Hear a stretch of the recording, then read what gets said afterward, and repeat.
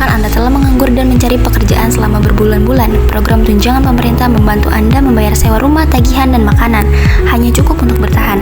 Akhirnya, Anda mendengar kabar mengenai lamaran pekerjaan Anda. Anda menerima gaji setelah berbulan-bulan dan keadaan mulai terlihat membaik. Namun, ada masalah. Pekerjaan baru memberi cukup gaji untuk membatalkan Anda dari program pemerintah. Tetapi, tidak cukup menutup biaya hidup yang sama. Lebih buruk lagi, Anda harus membayar biaya transportasi serta biaya penitipan anak. Kini, Anda memiliki lebih sedikit uang daripada ketika menganggur.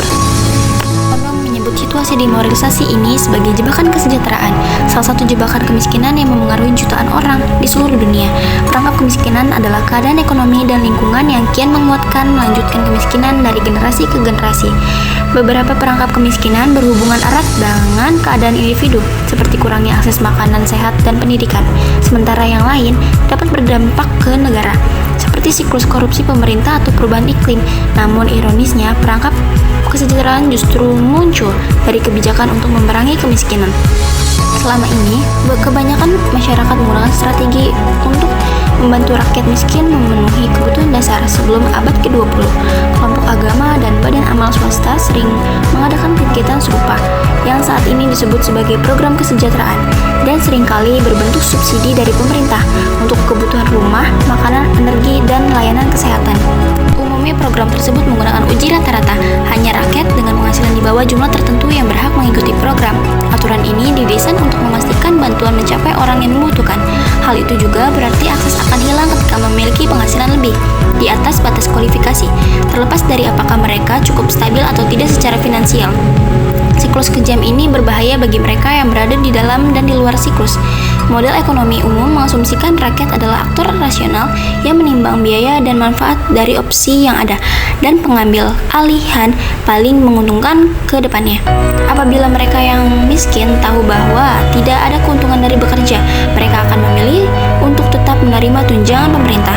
Tentunya orang bekerja karena berbagai alasan, termasuk norma sosial dan nilai-nilai individu.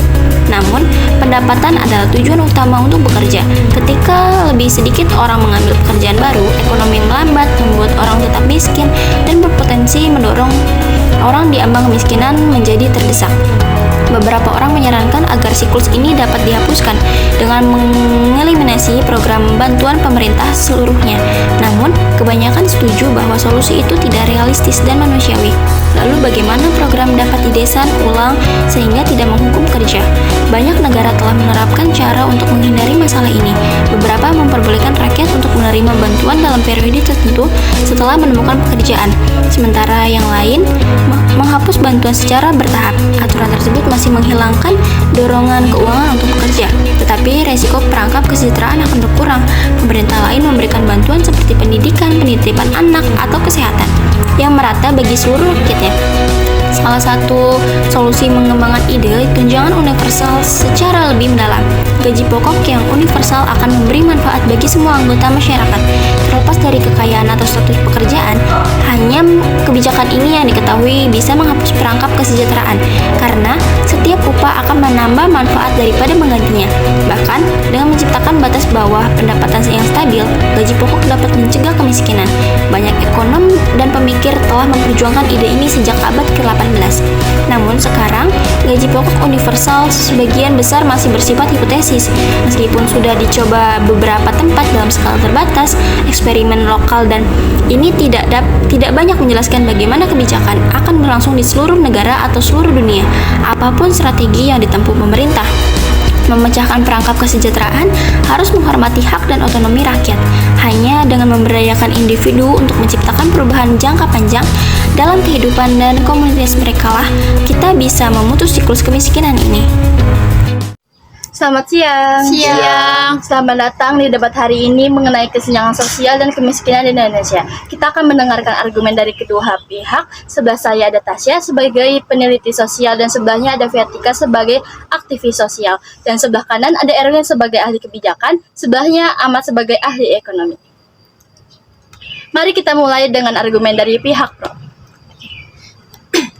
Baik. Kesenjangan sosial di Indonesia semakin mengkhawatirkan. Dengan lebih dari 26 juta orang hidup di bawah garis kemiskinan. Tindakan nyata dari pemerintah sangat diperlukan. Kebijakan retributif seperti program bantuan langsung, jaminan sosial, dan peningkatan akses pendidikan sangat penting untuk membantu masyarakat miskin. Tanpa intervensi ini, kesenjangan akan terus melebar untuk mengancam stabilitas sosial. Selain itu, ketidakadilan dalam distribusi kekayaan dapat menciptakan ketegangan sosial yang berpotensi menyebabkan konflik jika kita tidak bertindak sekarang. Kita akan menghadapi konsekuensi yang lebih serius di masa depan. Di penelitian sosial, saya setuju dengan argumen ini. Data menunjukkan bahwa pendidikan yang tidak merata berkontribusi besar pada kemiskinan. Banyak anak dari keluarga miskin tidak memiliki akses yang sama dengan anak-anak dari keluarga kaya. Untuk itu, program beasiswa, pelatihan keterampilan, dan penguatan akses pendidikan di daerah terpencil sangat penting. Jika pemerintah berinvestasi dalam sumber daya manusia, kita bisa menciptakan generasi yang lebih siap untuk bersaing di pasar kerja dengan memberikan kesempatan yang setara. Kita dapat memutus siklus kemiskinan. Saya menghargai keprihatinan ini, tetapi mari kita bahas lebih dalam. Program bantuan yang terlalu besar dan berkelanjutan sering kali menciptakan ketergantungan. Kita perlu fokus pada menciptakan lapangan kerja yang lebih banyak. Alih-alih hanya memberikan bantuan, kita harus mendorong iklim investasi yang baik. Jika pajak yang tinggi dan regulasi yang ketat menghambat pengusaha, mereka tidak akan berinvestasi, yang akan mengurangi peluang kerja. Penciptaan lapangan kerja harus menjadi prioritas kita untuk mengatasi kemiskinan secara berkelanjutan. Saya setuju bahwa menciptakan lapangan kerja sangat penting. Namun, kita juga harus mempertimbangkan bahwa tidak semua orang yang hidup dalam kemiskinan itu mampu berkompetisi di pasar kerja tanpa dukungan awal. Terkadang, masyarakat miskin tidak memiliki keterampilan yang diperlakukan. Jadi, sambil mendorong investasi, kita juga perlu memastikan adanya program yang menyediakan pelatihan dan pendidikan yang sesuai. Keduanya harus berjalan beriringan agar masyarakat bisa memanfaatkan kesempatan yang ada. Terima kasih kepada kedua pihak. Mari kita berikan kesempatan untuk saling menanggapi argumen. Oke, izinkan saya menanggapi dari kontra yang sudah disampaikan. Kita harus memahami bahwa banyak orang miskin tidak memiliki akses yang memadai untuk memulai usaha atau mendapatkan pendidikan yang baik. Ini adalah hasil dari sistem yang tidak adil. Program bantuan dan peningkatan keterampilan harus menjadi prioritas, bukan pilihan. Kita tidak bisa berharap masyarakat akan mandiri jika mereka tidak memiliki akses ke sumber daya dan peluang yang sama. Misalnya, anak-anak yang tidak bersekolah tidak akan memiliki kesempatan untuk mempelajari keterampilan yang dibutuhkan di masa depan. Data juga menunjukkan bahwa daerah-daerah tertentu di Indonesia sangat terbelakang dalam hal infrastruktur dan layanan dasar tanpa investasi yang cukup di sektor ini. Program pendidikan dan pelatihan keterampilan tidak akan efektif. Pemerintah harus meningkatkan infrastruktur seperti akses ke listrik dan internet agar program-program ini dapat dilaksanakan dengan baik. Jika infrastruktur tidak memadai, semua usaha kita untuk mengurangi kemiskinan akan sia-sia.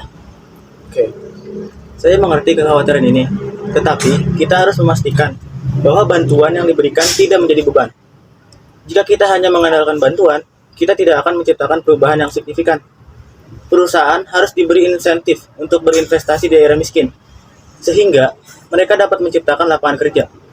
Dengan cara ini, masyarakat bisa mendapatkan pekerjaan yang layak dan meningkatkan taraf hidup mereka tanpa bergantung pada bantuan pemerintah. Selain itu, kita perlu fokus pada pemberdayaan individu. Banyak orang yang memiliki potensi besar, tetapi tidak mendapatkan kesempatan. Dengan program pelatihan yang tepat, masyarakat kita belajar keterampilan yang relevan dengan kebutuhan besar. Misalnya, jika kita melatih orang yang berwirausaha, mereka dapat menciptakan lapangan kerja sendiri. Program-program yang berfokus pada pengembangan keterampilan praktis dan inovasi akan lebih berlanjutan daripada sekedar memberikan bantuan finansial. Namun, kita harus menyadari bahwa tidak semua orang memiliki kemampuan untuk menjadi wirausaha. Beberapa dari mereka mungkin hanya membutuhkan sedikit dukungan untuk mendapatkan pekerjaan yang layak. Kita perlu menciptakan program yang berfokus pada pemberdayaan sambil tetap menyediakan jaringan pengaman sosial bagi mereka yang paling rentan. Misalnya, program pelatihan yang dikombinasikan dengan akses pekerjaan yang dijamin dapat memberikan solusi jangka panjang. Bukan hanya soal keterampilan, tetapi juga tentang akses. Di banyak daerah, akses terhadap informasi tentang peluang kerja sangat terbatas. Jika pemerintah berinvestasi dalam sistem informasi yang transparan dan mudah diakses, masyarakat akan lebih mudah menemukan pekerjaan yang sesuai. Ini akan sangat membantu dalam mengurangi kesenjangan sosial dan meningkatkan partisipasi ekonomi dan seluruh lapisan masyarakat. Terima kasih atas diskusi yang mendalam ini. Jelas bahwa kesenjangan sosial dan kemiskinan adalah isu yang kompleks dan memerlukan solusi yang berimbang. Kita perlu menemukan keseimbangan antara dukungan pemerintah dan kemandirian individu agar semua lapisan masyarakat dapat berkontribusi dalam pembangunan ekonomi. Diskusi ini sangat penting untuk menemukan jalan keluar yang efektif bagi masa depan Indonesia. Mari kita teruskan perbincangan ini dalam mencari solusi yang tepat. Kesenjangan sosial kita selesaikan, bersama kita takkan terpisahkan, pendidikan dan kesehatan, hak setiap rakyat tanpa pengecualian. Paham?